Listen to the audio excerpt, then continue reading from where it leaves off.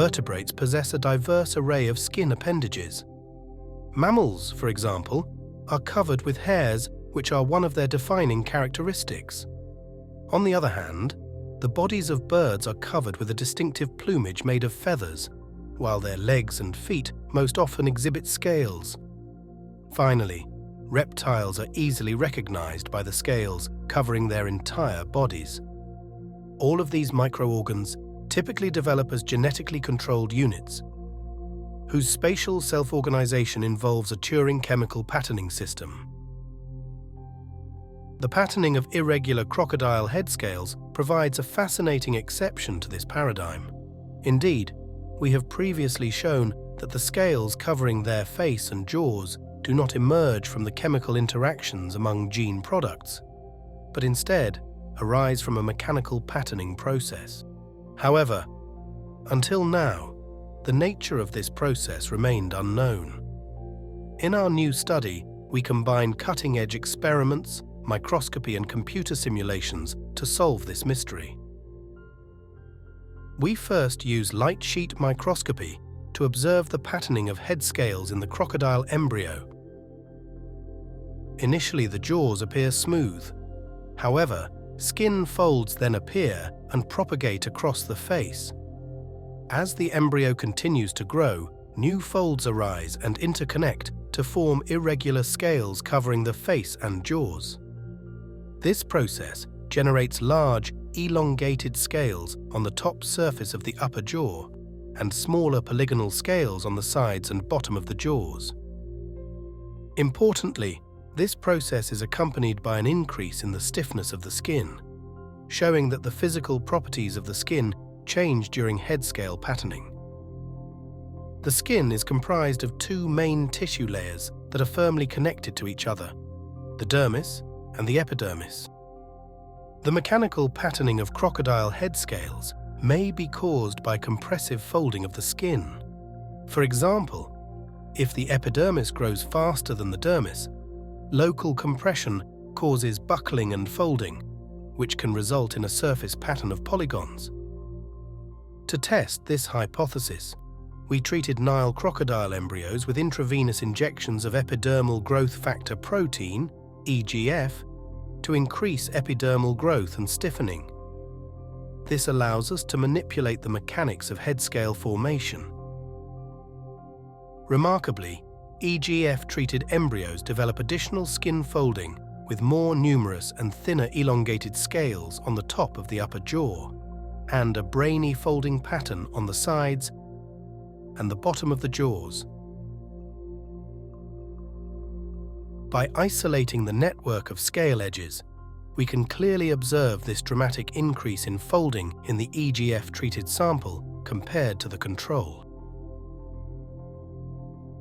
Statistical analyses of geometrical features in the folding network strongly distinguish treated versus untreated embryos. Overall, this shows that the natural patterning of crocodile head scales arises from a compression-based mechanical system. As we performed a transient treatment of the embryos within a relatively small window of development, we next allowed EGF-treated crocodiles to hatch to investigate if the modified patterning of the skin is maintained at birth. Our analyses of control animals show that the network of scales remains virtually unchanged beyond 64 days of development. Hence, the network of a 2-year-old Nile crocodile is statistically indistinguishable from that of a 3-month-old juvenile. On the other hand, when EGF-treated embryos are allowed to hatch 4 weeks after the treatment has ended, they exhibit a skin folding pattern that is partially labyrinthine and partially made of polygonal head scales. In other words, the brainy pattern generated by the EGF-induced growth partially relaxes back into a polygonal pattern of scales after the treatment is arrested. However, these polygonal scales are smaller than those of untreated hatchlings, appearing comparable to the scales of another group of crocodilians, the caimans. Therefore, variation in embryonic skin growth is a simple evolutionary mechanism that that can explain the differences in head scale patterns among different species of crocodiles. If we maintain the EGF treatment over a longer period of embryonic development, hatched crocodiles show a permanent transition from polygonal scales to a brainy folding pattern. Next, with the objective of building a computer simulation of crocodile head scale patterning, we first use light sheet microscopy to reconstruct the different tissue layers found within the jaws of the crocodile embryo, namely the epidermis, the dermis, and the bone. Second, we use our recently developed fast green staining method to visualize dermal collagen fibers in the embryonic crocodile head skin using fluorescence microscopy, as collagen is an essential protein for determining the material properties of different biological tissues. Our analyses indicate that prior to the emergence of head scales, collagen fibers on top of the upper jaw are highly organized and run perpendicular to the snout, suggesting that they may help to establish the elongated top scales. In comparison, fibers on the sides of the jaws exhibit two different main orientations. Third, by imaging proliferating cells, we calculate the differences in skin growth across the jaws prior to head scale emergence.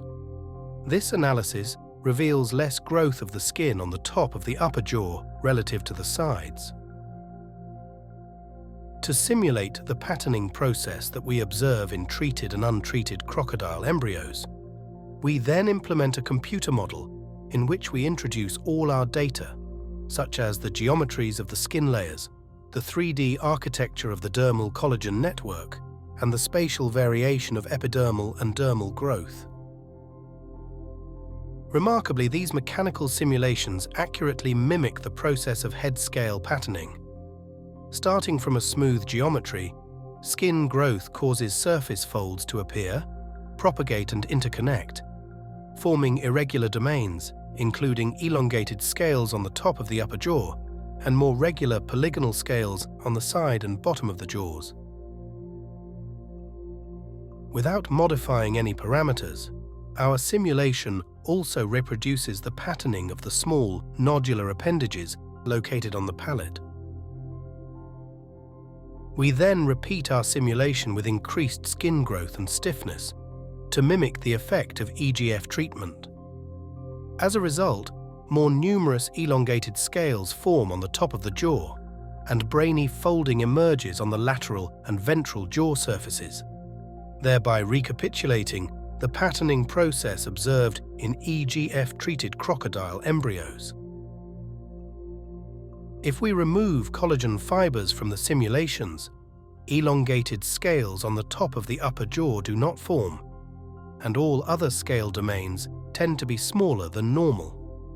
This confirms that collagen is an essential determinant of mechanical patterning. Similarly, failing to account for the observed smaller skin growth on the dorsal region of the upper jaws results in the subdivision of the elongated scales.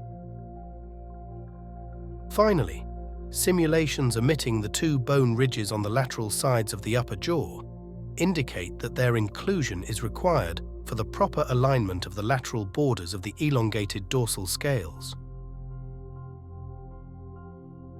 All these computer simulations demonstrate that our mechanical model recapitulates the normal development of crocodile head scales, as well as the brainy pattern of EGF-treated embryos. Note that if we simulate the continued elevation of epidermal growth and differentiation beyond embryonic day 64, we observe the brainy folding seen in crocodiles which received a sustained EGF treatment.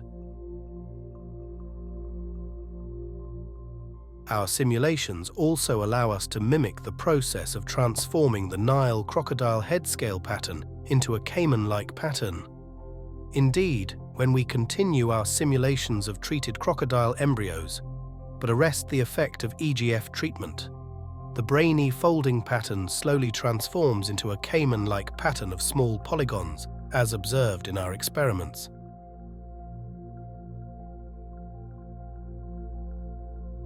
Finally, we produce a theoretical morphospace of skin folding patterns, showing that variations in embryonic growth and material properties of skin layers provide a simple evolutionary mechanism, producing a diversity of head scale patterns among crocodilian species. Indeed, by varying the key mechanical parameters in our phenomenological model, we produce the whole diversity of observed crocodilian head scale patterns, such as in Nile crocodiles, marsh crocodiles, spectacled caimans, and American alligators.